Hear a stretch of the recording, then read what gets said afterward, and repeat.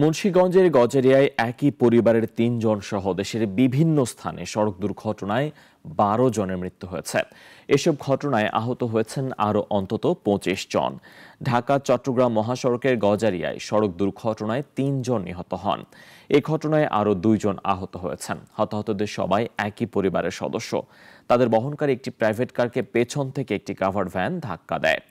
এদিকে গাজীপুরের শ্রীপুরে ট্রাক ও পিকআপে সংঘর্ষে ২ নির্মাণ শ্রমিক নিহত হয়েছেন। এই ঘটনায় আরও ১৬ জন শ্রমিক আহত হন। নোয়াখালীর বেগমগঞ্জে ট্রাক সিএনজি অটোরিকশার সংঘর্ষে ৪ জন নিহত হয়েছেন।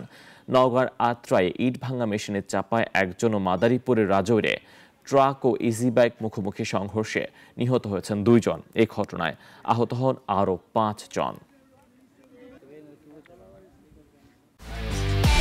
একমাত্র ওয়ালটন এসি দিচ্ছে ১ বছরের রিপ্লেসমেন্ট গ্যারান্টি এবং কম্প্রেসারের ১০ বছরের গ্যারান্টি।